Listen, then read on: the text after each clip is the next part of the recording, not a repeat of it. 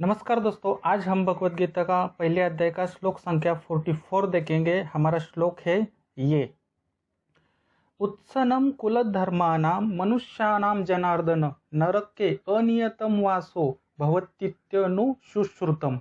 उत्सनाम कुलधर्मानां मनुष्याणां जनार्दन नरके अनियतम वासो भवतीत्यनु शुश्रुतम। अब हम श्लोक का संधि विच्छेद और उसका हिंदी अर्थ देखते हैं। हमारे श्लोक की पहली लाइन है उत्सनम कुल धर्माणाम मनुष्याणाम जनार्दन।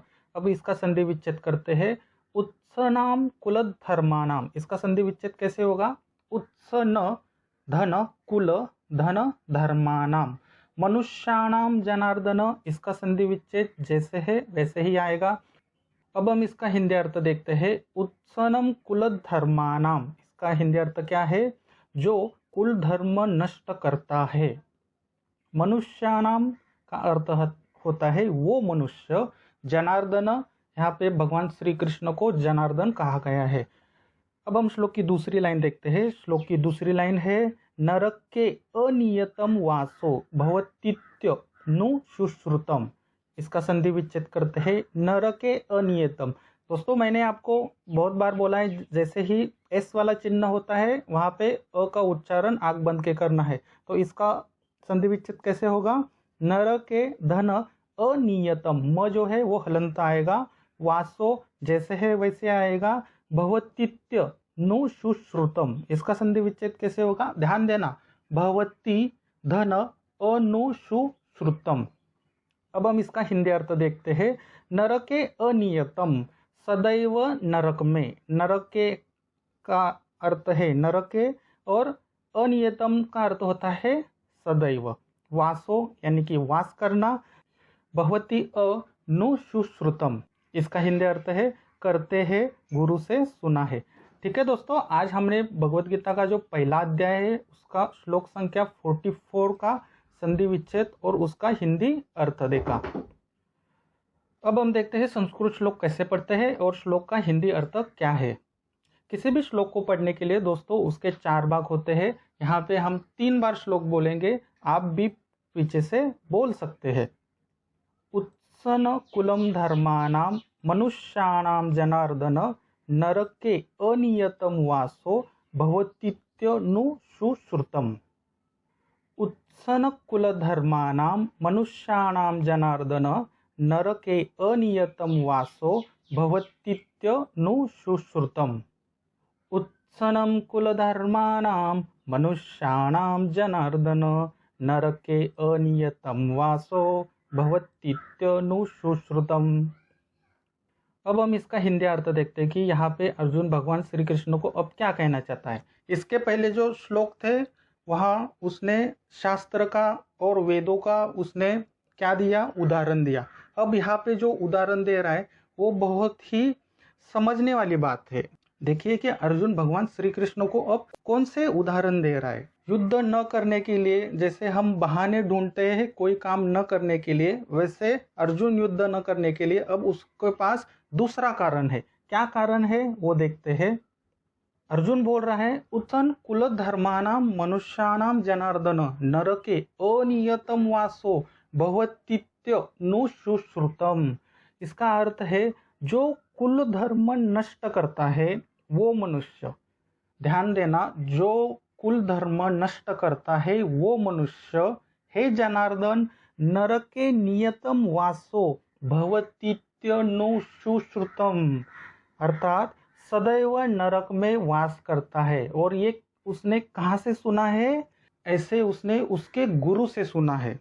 अर्जुन के गुरु कौन थे? द्रोणाचार्य थे। यहाँ पे अर्जुन अब भगवान श्री कृष्ण को बोल रहा है कि आपने भी सांदीपनी ऋषि से विद्या ली है। सांदीपनी ऋषि से आपने 64 कला सीखी, जो 60 दिन में आपने पूरी की। उसमें जो गुरु है उनका ये मानना है कि जो व्यक्ति कुल धर्म नष्ट करता है वो मनुष्य, हे जनार्दन, वो मनुष्य हे कृष्णा, सदैव नरक में वास करता है। और ऐसे मैंने कहाँ से सुना है? मेरे गुरुओं से सुना है। जो मैंने अपने गुरुओं से सुना है, सहज आपने भी वही सुना होगा। अगर मैं इनका कुल धर्म नष्ट करूँगा तो मैं तो सदैव नरक में ही वास करूँगा। ठीक है दोस्तों, यही अर्थ है यहाँ पे, बहुत ही सरल है। अब यहाँ पे अर्जुन डाइवर्ट हो रहा है कहाँ पे, गुरु पे, यानी कि अब गुरु को बीच में डाल रहा है कि हाँ मैंने गुरु से ऐसे सुना था कि अगर हम किसी का कुल धर्म या किसी का परिवार को हानि पहुंचाते हैं, उनका जो प्रमुख व्यक्ति है उनको मारने की कोशिश करते हैं, तो जो मारने वाला व्यक्ति है, यानी कि अगर मैं मारूंगा तो मैं सदैव नरक में ही वास करूंगा। और ये अभी शास्त्र नहीं बोल रहे, ये कौन बोल रहा है, ये मैंने अपने गुरु से सुना है, और ये निश्चित ही आपने भी आपके गुरु से सुना होगा। ठीक है दोस्तों,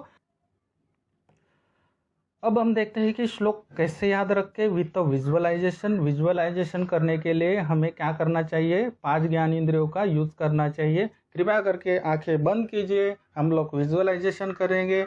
और जितना ज़्यादा स्ट्रॉन्ग विजुअलाइजेशन आप करोगे उतना ही ये लंबे समय तक और तेज गति से श्लोक आपको याद आएगा। ठीक है, अब हम लोग विजुअलाइजेशन करेंगे। मुझे बताइए, अर्जुन के रथ पर किसका ध्वज है? सही कहा आपने, अर्जुन के रथ पर कपित ध्वज है। और हम हमेशा कपित ध्वज यानी कि जहाँ पवन पुत्र वहाँ पे विराजमान है उनको प्रणाम करते हैं, और हम वहाँ से प्रणाम करके विजुअलाइजेशन को शुरू करते हैं। जो पवन पुत्र है उन्होंने जीवन में पुरुषार्थ किया, सेम वैसे ही पुरुषार्थ हम भगवत गीता के श्लोक सीखेंगे और पुरुषार्थ करेंगे। अब देखिए, सारथी की जगह पे भगवान श्री कृष्ण है और पीछे अर्जुन है। अब अर्जुन भगवान श्री कृष्ण को क्या कहने की कोशिश कर रहा है, उसकी जो मनस्थिति है ना उसको महसूस करने की कोशिश कीजिए। ऐसा समझे कि अर्जुन की जगह पे आप है और आपको ही ये सब युद्ध ये करना है। तो आप क्या कह रहे हैं, यानी कि अर्जुन क्या कह रहा है, जो कुल धर्म नष्ट करता है वो मनुष्य, यानी कि जो कुल धर्म नष्ट करता है वो मनुष्य, अर्थात जो कुल का नाश करेगा। अभी यहाँ पे कुल का नाश कौन करेगा, भगवान श्री कृष्ण तो कुल का नाश नहीं करने वाले, क्योंकि वो अर्जुन को बोल रहे हो कि तुम्हें युद्ध करना चाहिए। तो यहाँ पे आरोपी कौन है, खुद अर्जुन हुआ। तो ये जो वाक्य है, जो कुल धर्म नष्ट करता है वो मनुष्य, हे जनार्दन सदैव कहाँ वास करता है, यहाँ पे देखिए कहाँ पे वास करता है, यहाँ पे देखिए नरक में वास करता है। और ये कहाँ से सुना है, ये अर्जुन ने अपने गुरु से सुना हुआ है। देखिए कि कैसे अर्जुन एक्सप्लेनेशन दे रहा है, बारीकी से देखने का प्रयास कीजिए, कोई जल्दी नहीं है, आराम से विजुअलाइजेशन कीजिए। अर्जुन की मनस्थिति कैसी है, अर्जुन की बॉडी लैंग्वेज कैसी है, श्री कृष्ण की कैसी है। श्री कृष्ण लिसनिंग का काम कर रहे हैं, अभी भी श्री कृष्ण सुनने का ही काम कर रहे हैं। जीवन में हमें यही सीखना है कि लोग क्या कहते हैं पहले हमें उसको सुनना है। अभी तक ये श्लोक जो है भगवत गीता का 44 श्लोक है, पूरा अध्याय हो जाने के बाद भी भगवान श्री कृष्ण नहीं बोलते। यहाँ पे एक बहुत बड़ी सीख है कि सामने वाला बंदा है, सामने वाला जो व्यक्ति है, उनसे पहले सुनने की कोशिश कीजिए। और यही सीख सीखने के लिए 10,000 20,000 यहाँ तक 1-1 लाख के मोटिवेशन स्पीकर जो है वो चार्ज करते हैं। क्या बोलते हैं, पहला आगे वाला व्यक्ति क्या है, अगर आपको जीवन में सफल बनना है तो लोगों की बात सुनने का स्किल जो है आपको डेवलप करना पड़ेगा। ठीक है, तो अर्जुन की स्थिति यही है कि वो बोल रहा है जो कुल धर्म नष्ट करता है वो मनुष्य, हे जनार्दन, हे श्री कृष्ण, हे माधव सदैव कहाँ वास करता है, नरक में वास करता है। और ये अर्जुन ने कहाँ से सुना है, ये गुरु से सुना है। ये अभी शास्त्र की बात नहीं हो रही है, जिन्होंने शास्त्र उसको सिखाया, जिसका नाम द्रोणाचार्य है, उन्होंने भी ये कहा है। आशा करता हूँ दोस्तों आपने अच्छे से विजुअलाइजेशन किया होगा। अब मैं श्लोक बोलूँगा, जो आपने विजुअलाइजेशन किया है, जो आपने इमेजिनेशन किया है, उसको इस श्लोक से कनेक्ट करने की कोशिश कीजिए। कुत्सनम कुलधर्माणां मनुष्याणां जनार्दन नरके अनियतम वासो भवतीत्यनुशुश्रुतम। देखा दोस्तों, विजुअलाइजेशन के साथ कितने अच्छे से श्लोक याद भी हो रहा है, और ये आप जीवन में जब भी आपके सामने परिस्थिति आएगी आप उस समय ये श्लोक अपने जीवन में अप्लाई भी कर सकते हैं। चलिए दोस्तों, देखते हैं इस श्लोक की प्रश्नावली क्या है। पहला प्रश्न है, ये हम पिछले 7-8 श्लोक से यही हमारा प्रश्न है, क्योंकि ये इस प्रश्न का उत्तर अगर आपको आया तो आपने जीवन में बहुत कुछ हासिल किया, ऐसे मेरा मानना है। तो पहला प्रश्न है, अर्जुन यहाँ पे क्या कहना चाहता है। दूसरा प्रश्न है, उत्सनम कुलधर्मानाम का हिंदी अर्थ क्या है। तीसरा प्रश्न है, भवतीत्य नुशुश्रुतम का हिंदी अर्थ क्या है। और चौथा प्रश्न है, नरक के अनियतम का हिंदी अर्थ क्या है।